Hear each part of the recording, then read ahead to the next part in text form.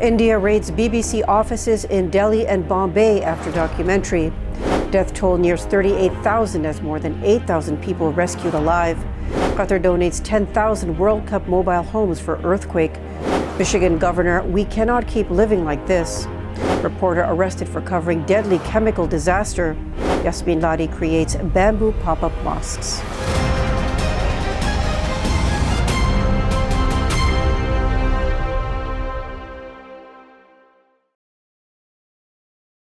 From our Chicago studios, this is the Muslim News on Muslim Network TV. Assalamu alaikum, I'm Samana Siddiqui. Our top story tonight.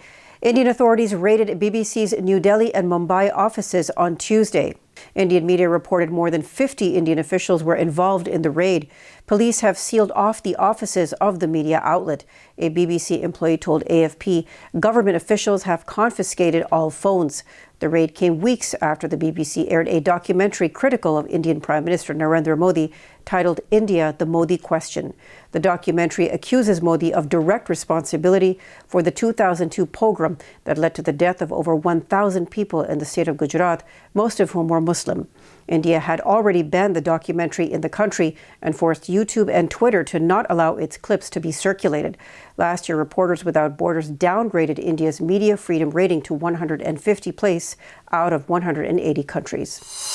The United Kingdom has recommitted to giving $2.8 billion for the Ukraine war effort. However, it has committed to match up to over $6 million raised by UK charities. The war in Syria has turned Turkey into the world's largest refugee hosting country. Turkey is sheltering more than 3.6 million Syrian refugees and 320,000 migrants from other nationalities. It spent $5.59 billion in humanitarian aid last year. That is 0.86% of its GDP, according to a report by Development Initiatives. Meanwhile, Saudi Arabia has collected more than $51 million in 4 days for earthquake relief in Syria and Turkey. American Muslims have raised $100 million.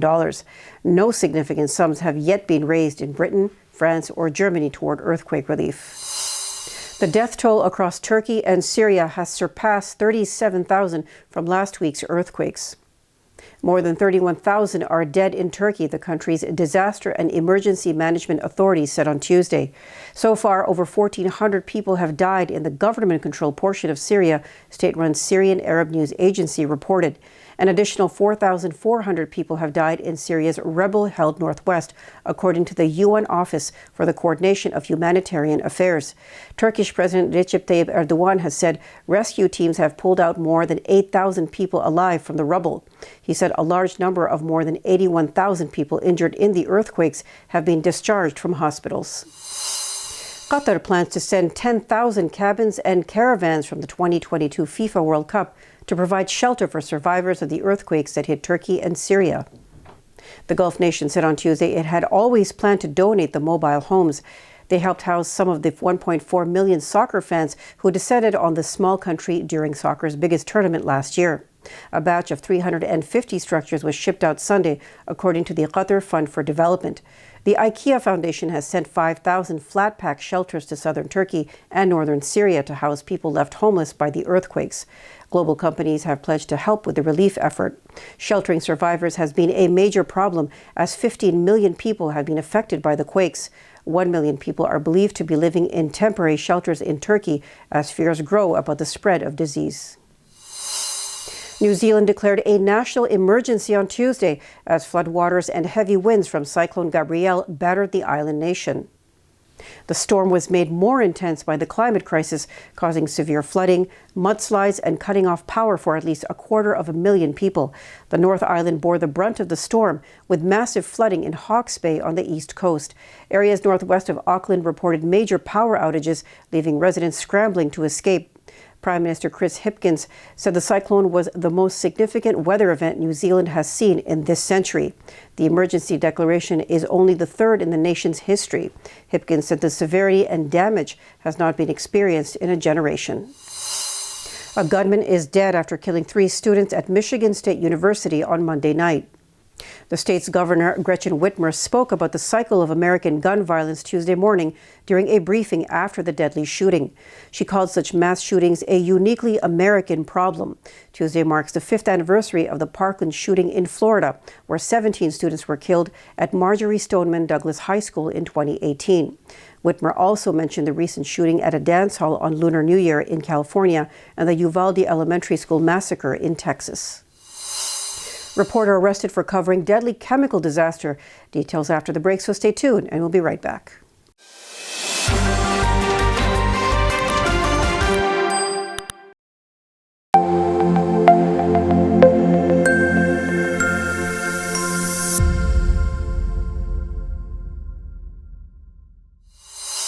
Welcome back.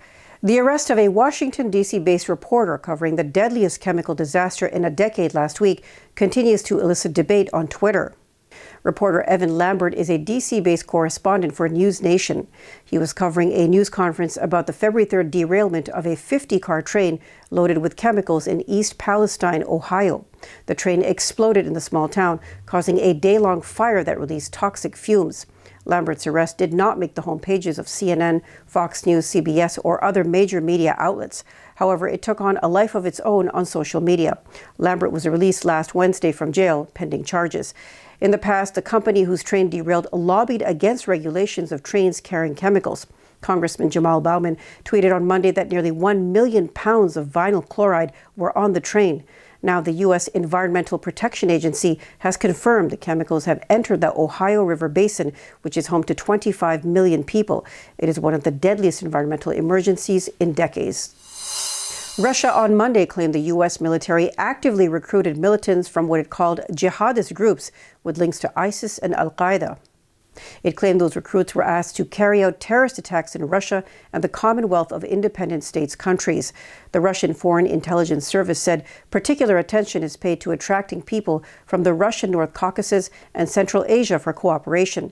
Russia says 60 terrorists were selected by the U.S. military in January.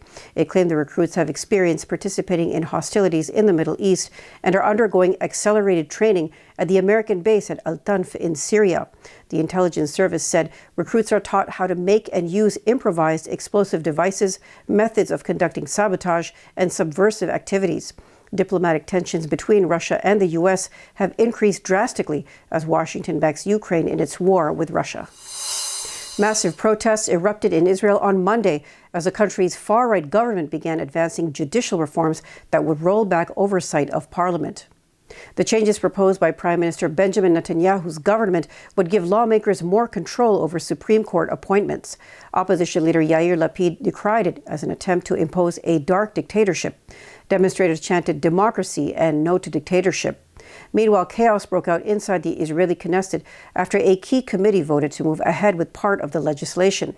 The measure is backed by Netanyahu and right-wing Israeli Justice Minister Yariv Levin, who aimed to virtually eliminate the Supreme Court's ability to strike down laws. Around 100,000 people took part in Monday's demonstrations against the proposed judicial overhaul. Top officials, including Israeli President Isaac Herzog, called for delaying the legislation. Herzog on Sunday warned, "We are no longer in a political debate, but on the brink of constitutional and social collapse." Residents in Indian-administered Kashmir experienced more internet shutdowns and restrictions than any other region in 2022, a new report found. More than a fifth of all web blackouts took place in Kashmir, according to Surfshark, a virtual private network company headquartered in Lithuania. The company's internet censorship tracker analyzed reports from news media and digital rights organizations and collects data from social media companies. Kashmir has experienced restricted and blocked internet regularly since 2019, when Indian authorities revoked the region's special autonomous status. Local journalists and analysts have said the blocks are also used to prevent critical reporting in the region. Surfshark's global report on internet censorship in 2022 found 32 countries were hit by 112 restrictions. Nearly all came during times of protest or unrest. Kashmir ranked alongside Russia. Moscow moved to cut access to social media and news amid its invasion of Ukraine. Iran blocked internet access amid mass protests that started in September, and India cut service at times of unrest, Surfshark documented. Asia led the world for internet disruptions, accounting for 47% of all global cases, the group reported. Overall, an estimated 4.2 billion people experienced internet censorship throughout the year, Surfshark found. China's foreign ministry has accused the U.S. of flying high-altitude balloons over its airspace more than 10 times since the beginning of last year. A ministry spokesperson told foreign reporters in Beijing it was not uncommon for the U.S. to go into other countries' airspace. The ministry officials said the government knows of at least 10 incursions over China, but gave few other details. The White House denied the accusation. National Security Council spokesperson Adrienne Watson said claims that the U.S. government operates surveillance balloons over China are false. She added it's China that has a high-altitude surveillance balloon program for intelligence collection. China has been operating a high-altitude balloon program spying on the U.S. and its allies for many years, the White House claims. A series of mysterious objects have been shot down by the U.S. military over an 8-day period in North American airspace. Pakistani architect Yasmeen Lari has created 3 dismantable mosques at the Islamic Arts Biennale in Jeddah, Saudi Arabia. The mosques were created in response to a challenge from the Biennale's artistic director, Sumaya Valley. Valley challenged artists to design a reusable mosque that could replace permanent concrete structures at building sites. Lari's pop-up mosque could be dismantled and moved to another site. She said people are not allowed to demolish a mosque once it has been built. Lari added, dismantling and re-erecting mosque buildings would mean reuse of the structures and also curtail waste and avoid unsightly ruined buildings. The pop-up mosque is made entirely from bamboo, a type of fast-growing grass that is renewable and highly durable as a structural material. Lari said she hopes this structure conveys the future of architecture. Coming up next after the break is our in-depth analysis segment, so stay tuned and we'll be right back.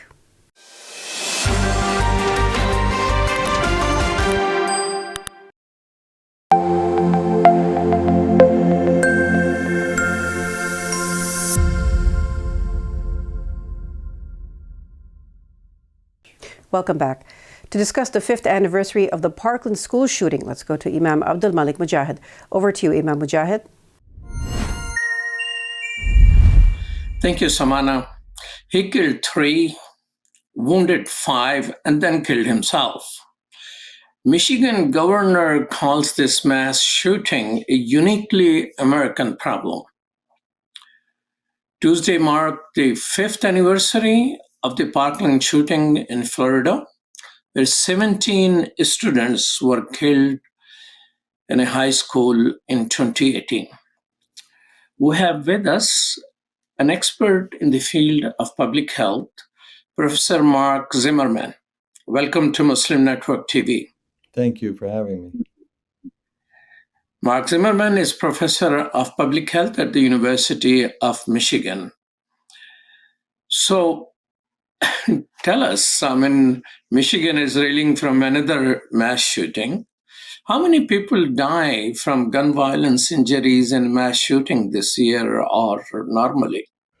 I don't know what the data speak to for this year, but last year in all shootings, all firearm-related deaths, there were over 40,000 firearm-related deaths in the United States. That surpassed the number of people who die by motor vehicle crashes, and it has surpassed that in 2017, and there have been more people who die by firearms in the United States since 2017 than by motor vehicle deaths and crashes. So it's clearly an epidemic problem and clearly something that we need to pay attention to here in the United States. What percentage of those or what share of those who died in that way were suicide as compared to murders? Yeah, that's a really good question. And I think that speaks a lot to the way we have to handle or address this or prevent it. Fortunately, only about 1% of all firearm deaths are a result of a mass shooting like the one that we just experienced here at Michigan State University. And only about 7 or 8% of those are actually in schools. most firearm deaths are a result of suicide, about 60% of those, and most of those are adult men, and many of those are veterans. So clearly, and it is something that the Veterans Administration and the Department of Defense is starting to really pay attention to, like what's going on. About 38 or so percent are interpersonal violence that occurs, often one or two people hurt or killed, that happens in interpersonal relationships, whether that's intimate partner violence or violence between two people, like gang members or something like that. Why veterans are committing suicide? I mean, you're saying that based on your research or knowledge, the largest number of people who are dying because of gun are veterans. Well, I don't know about the largest number, but the largest number are dying as a result of suicide, and many of those are veterans. The issue with one of the really sad parts about suicide is that suicide has a lethality to it when you use a gun. Usually 90% of people who attempt a suicide with a firearm die. That isn't necessarily true with other means. And we do know that it's often a cry for help. And often people do not retry once they get the help they need. And so the lethal means of a firearm in a suicide context is particularly devastating because it's so successful. And so clearly there's mental health issues. There might be all sorts of reasons that underlies those mental health issues that might lead someone to do self-harm. So I think it's really important that we pay attention to those issues. And for veterans, it might be PTSD, experiences of PTSD from the battlefield, or other kinds of sources that might occur in the unique experience of being in the military.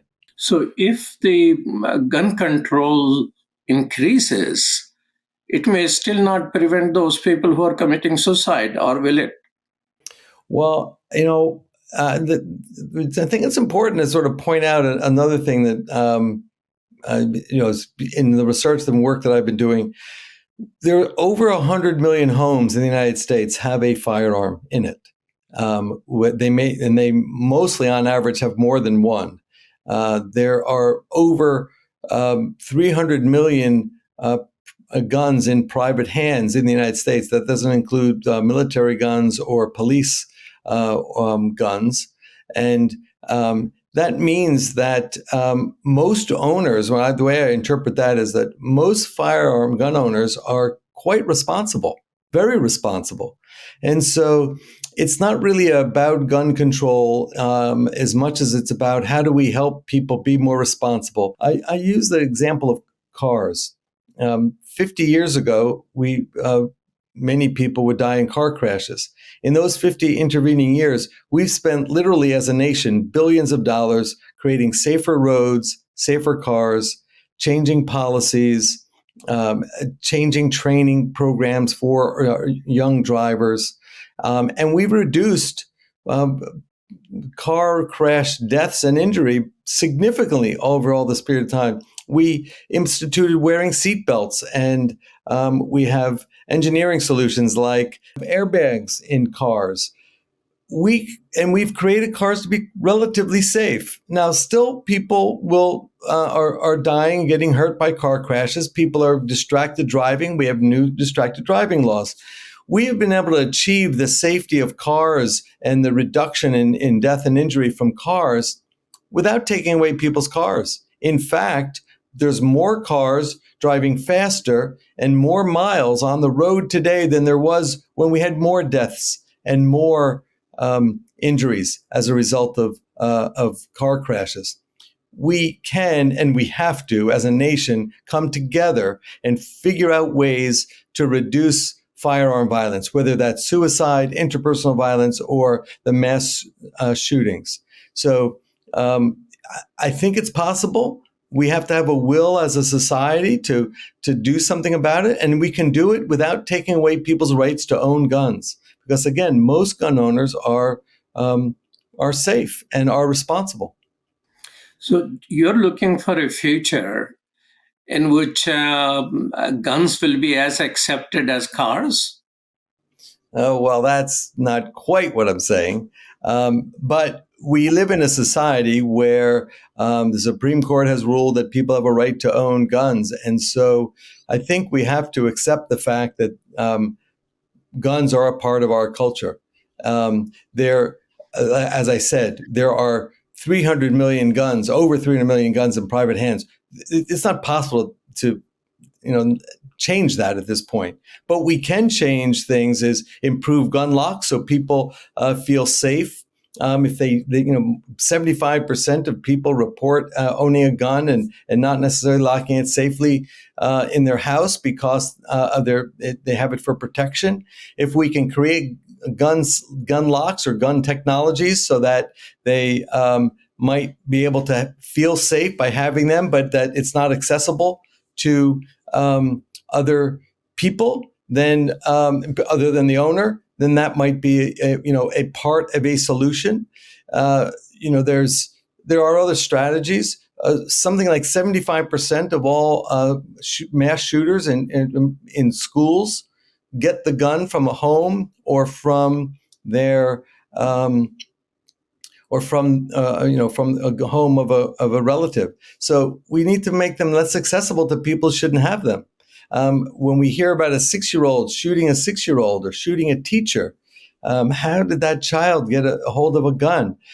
We can be more responsible, and again, I think there are strategies and ways we can be more responsible. But the point, I think another important is that not all firearm deaths are created equal. Some are suicides, some are mass shootings, some are interpersonal violence that occur between people, between two individuals or in an argument. The kinds of strategies that we might implement to prevent, let's say, suicide might be different than the kinds of strategies we might do to implement to, let's say, prevent school shootings. And so I think that's an important thing that we have to think about. And if we made an investment in the United States, like we did for firearms, we can be a society like we once were, where there wasn't quite as much death and dying from firearms. We can create a society where we can reduce that. What do you think about Governor of Michigan saying it's a uniquely American problem? Is it? Well, again, I think it probably is because of the amount of guns in private hands. Other countries have guns in private hands, but they handle them differently. So I think it is a uniquely American phenomenon. I mean, many countries have experiences of war or war-torn countries, or have more accessible access to guns even than here in the United States.